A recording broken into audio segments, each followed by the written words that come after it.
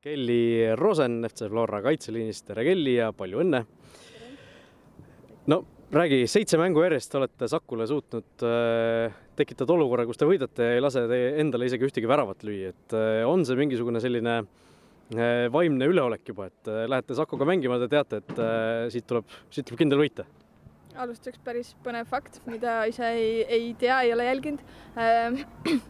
Aga vastuseks küsimusele siis kindlasti tegelikult nii ei ole, et 2023 karika poolfinaal äkki, et seal ju saime, ütleme, kaotuse 2-1 või 1-2 siis meie poolt, et ei ole Sakuga see, et me lähme platsile ja nii-öelda võit on kindel, ei ole ühegi vastasega nii, et võib-olla lihtsalt hetkel on see statistika nagu meie kasuks, kui nendele numbritele tugineda, aga reaalsuses ei ole enne lõpuvilet midagi selge. No sa oled Floras mänginud pikalt Aleksandr Ševaldaeva käe all ja nüüd siis uute peatreenerite käe all, kellest üks oli täna kohal, eks ju. No, räägi, kui sa võtad lühidalt kokku, mis siis teistmoodi on sel aastal, ütleme mänguplaanis, taktikas, kuidagi üldse filosoofiliselt? Ega on väga palju detaile ilmselgelt avada ei taha, hooaeg on ju alguses, et konkurendid võib-olla ka kuulavad või loevad, on ju.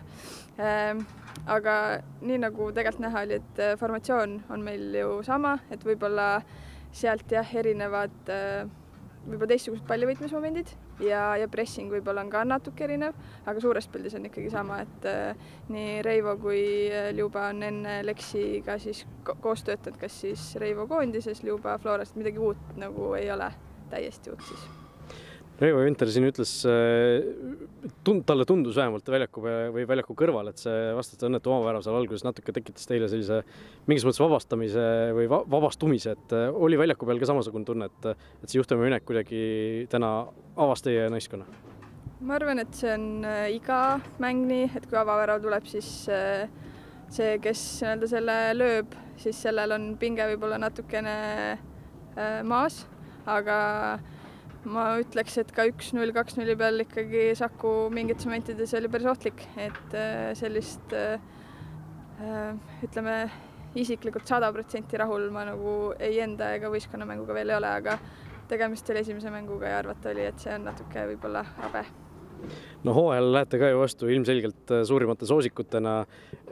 On see selline staatus, millega on juba mõnus ära harjunud olla, sest tegelikult teil ju viimased aastad on iga aasta niimoodi olnud? Ma arvan isiklikult, et see aasta tuleb üks kõige põnevam. Naiste meistriliiga hooaeg ma väga loodan, et meilt on päris mitu lahkujat. Noori on küll juurde tulnud, aga kas ta on mõnus? Ta on, mõttes sa tead, et kõik on nii-öelda sinu vastu, et kui me ise ka kunagi Pärnu JK-ga siin madistasime, siis sa teadsid, et kõik ootavad üks hetk, millal see troon nii-öelda kukub, et see paneb võib-olla mingi väikse surve, aga see on nagu, tegelikult ma ütleks selle kohta surve, vaid see on nagu nauding või nagu selline nauditav pinge võib-olla. Privileeg. Yeah. Olgu, aitäh sulle Kelly ja ootame siis uut hooaega põnevusega. Aitäh!